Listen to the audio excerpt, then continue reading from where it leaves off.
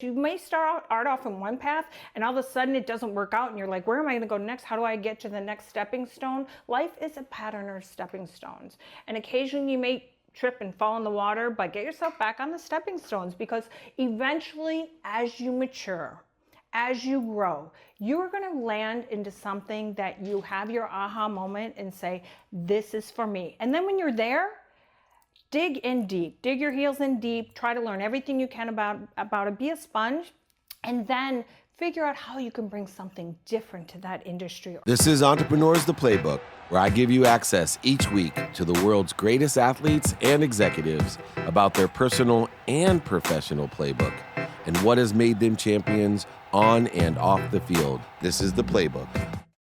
Dave Meltzer with Entrepreneurs the Playbook, and I have Carolyn Aronson, the CEO Dave. And founder of Founder It's a 10. and CEO, yes. There you absolutely. go. Started from nothing. And that's the part I want to start with. I always say it's such an advantage to start with nothing. Can you explain, especially for women entrepreneurs, yes, right? Because they're already kind of underdogs in the entrepreneurial space. Absolutely. But why do you think it's an advantage to start with nothing?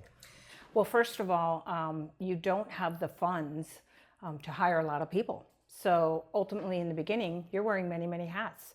And that is really a major advantage, because over time, you've literally done every job.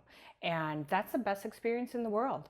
And so that is absolutely, I think, one of the best parts.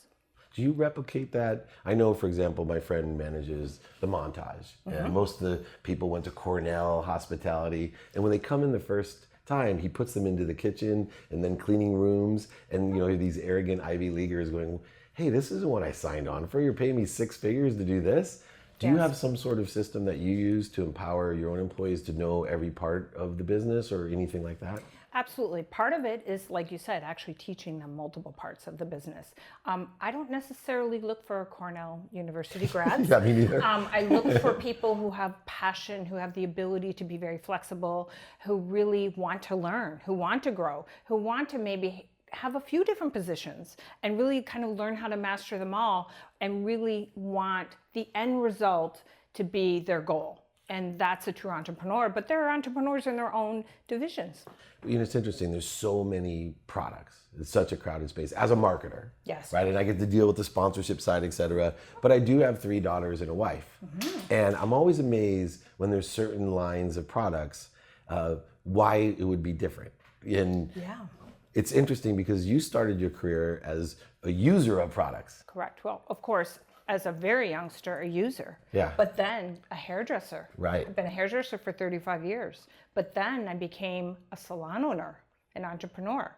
And then I migrated into hair product manufacturing, really bringing something to my industry that I thought it lacked. And that's the entrepreneurial spirit. Anyone can do it in whatever it is that they're in. Just bring something to the industry that it needs. And that's the beauty of America.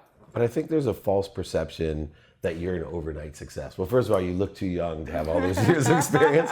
So you're already fooling all the women entrepreneurs. Yeah. But it is, because I even get it, and I don't look young, but people are like, oh, he's an overnight success. Of course. Right, 35 years of basically data Touching, input. feeling, using. Definitely got that $10,000 And also rule. feedback, right? Yes. Feedback. Yes. I'm sure Yes. clients are like, that's terrible. Yes. Right? Yes. And absolutely. And the variation of heads, the hundreds of people that have sat in my chair, the different types, along with the different types of products. So literally the scientific research I've done with these hands are priceless. And that helps. And more importantly than even the product research that you've done, one thing that I know, I laugh about salon owners and hairdressers, also are they called stewardesses, whatever we call them now, flight attendants, I apologize. Yes. What I like to hire, because I do hire from that space, because I believe people buy on emotions for logical reasons. And that some of the best character building experiences are in your industry. Like, they're psychiatrists, psychologists, they're, amazing amount of information. They're loved, they're abused.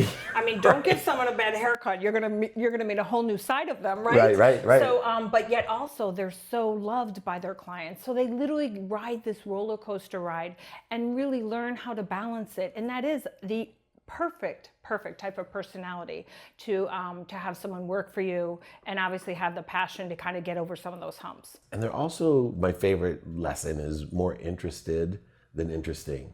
Right? Nobody wants a hairdresser, right? It takes 2 minutes to do mine, but I still don't want my hairdresser just to barf their interest onto, like, literally, I love the fact that they're great listeners. Right, and they ask great questions. Yeah. You know, the worst experience you can have is a dentist that does that to you, right? I hate the dentist. I want my dentist to be interesting so I can just sit back and listen to her or him. But like I don't want to, like, I literally Trying want to talk with his fingers in your mouth. Exactly. But my hairdresser, I want to have great questions. What do you do? Why do you like that? And Yes, I find I love that form, you know, and I see that in your product. What was the most challenging part of not just being an entrepreneur? And I know, like, there's equality in the world, but there's inequality in the world. Sure. And I believe, having 3 daughters, that my 3 daughters face a bigger challenge You're to absolutely be an right. entrepreneur than a kid. And listen, I'm in the beauty space. I'm in the beauty world, and it's run by men. Who would Crazy. think, right? Yeah. But it is absolutely true.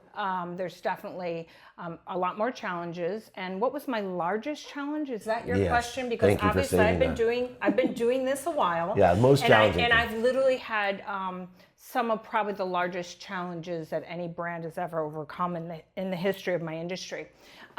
So I would say one of my largest challenges was coming out of the gate, making a footprint with little to no money, and being up against L'Oreal, Procter & Gamble, Right. and these massive mega houses that just have amazing budgets. And so what I really learned to do was kind of go where they don't go. Do the things that nobody was doing, and I still do that to this day. Good. You know, I run very lean and mean. My time is extremely precious. It's about managing it well and working smarter, not harder. So I had to learn how to do that in a very creative way. How have you resisted? I know, just from working in that space for the last 35 years, being in sports, like we were discussing earlier, sports is really a big industry for health and beauty. It is. And especially now, because when I was young, there was no such thing as men prestige or vanity. We have Hesitan. And now, I mean, literally, these millennials work for me, and they like love hair product. They're like, oh my God, the guys at the office are like, don't they have men's stuff? Yeah. And I'm like, that would not happen 20 years ago. And we do, so right? I had Head and Shoulders. I had Head and Shoulders and whatever else. Yeah.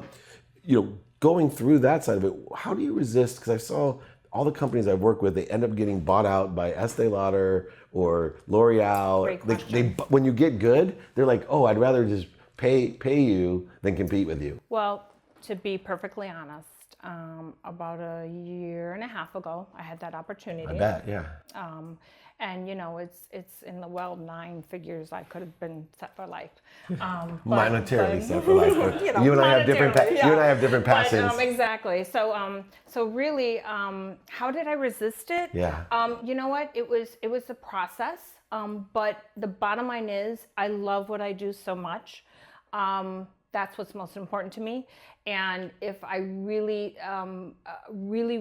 felt maybe somebody who was going to come in and kind of take care of my babies, so to speak, I might have passed the torch. But I did not feel that way. And I've seen too many, big corporations come up and buy brands like mine and destroy them. It's crazy. And I'm just beginning. I bought my partner out a year and a half ago, and I feel like I'm a 1-year-old company, not a 15-year-old company. So. That's awesome.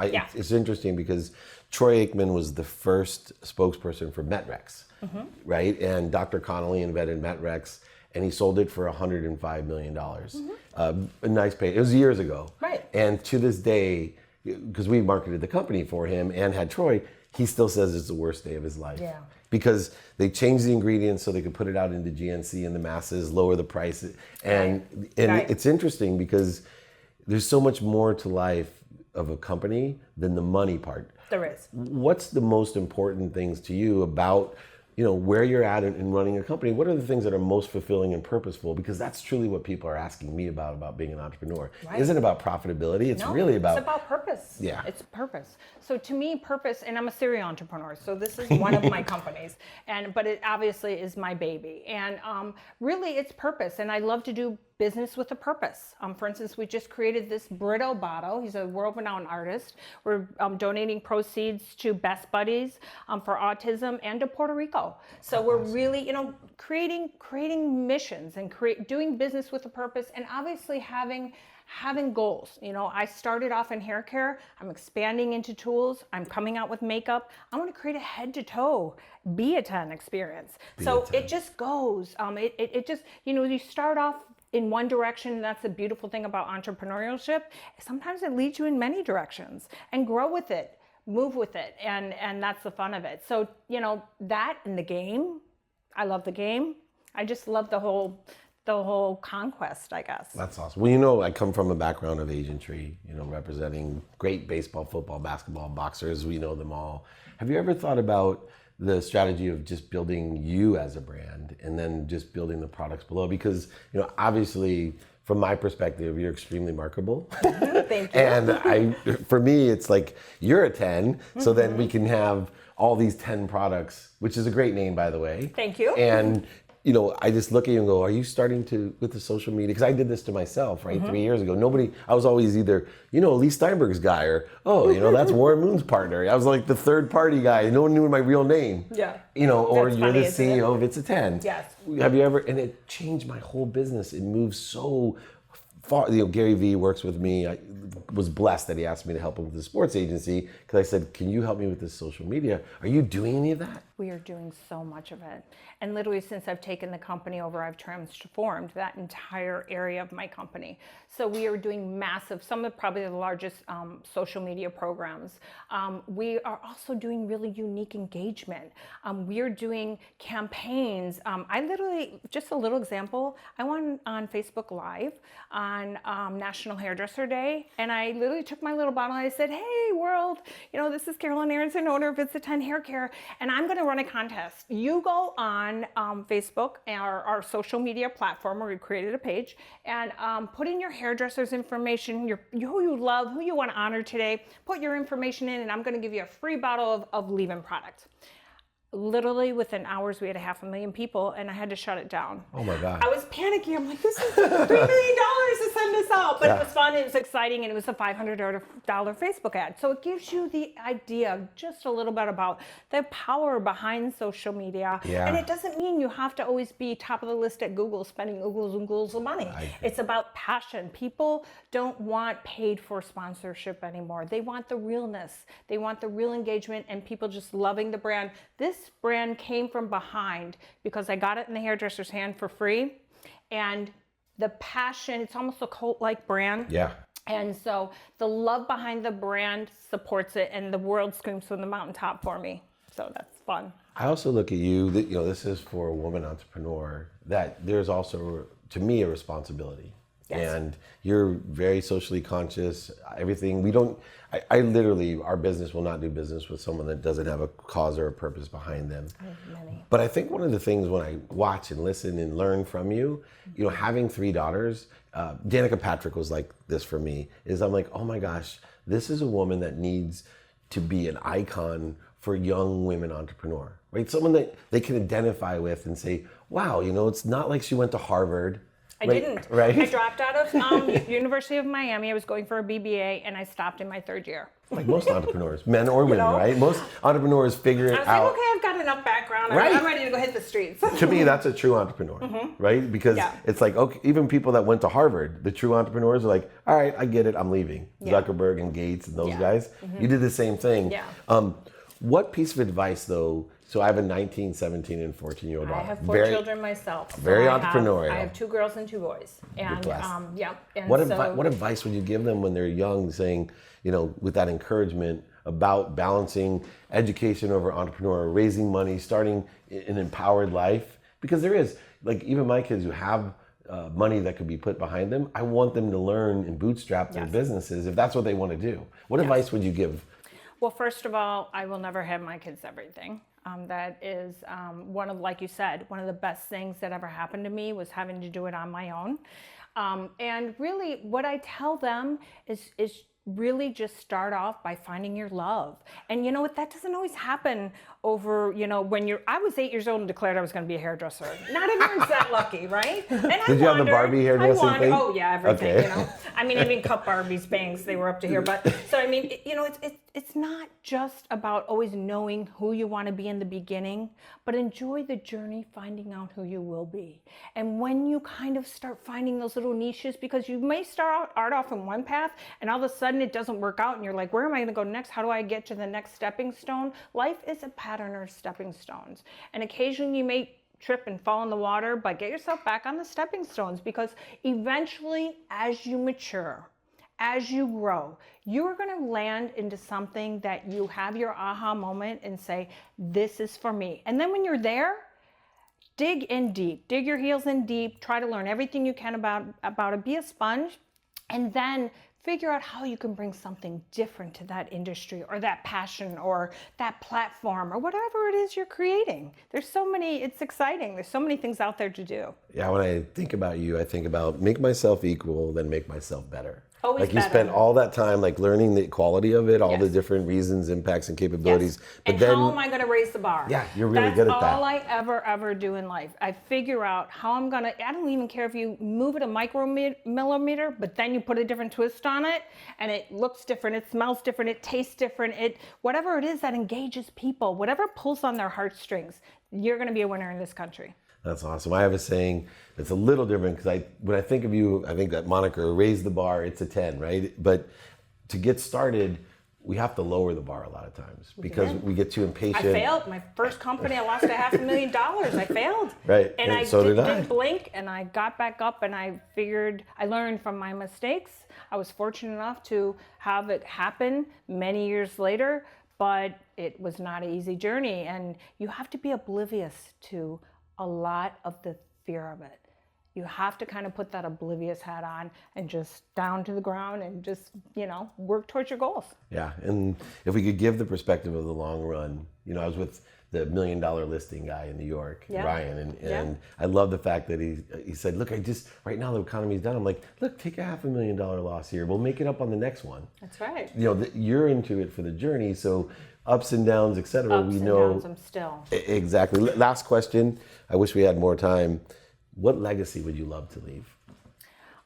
The legacy I'm going to leave is obviously because, I really do believe there's going to be, I'm just beginning, like I said, so there's going to be a lot built. By the time I go, I'm going to be probably 120.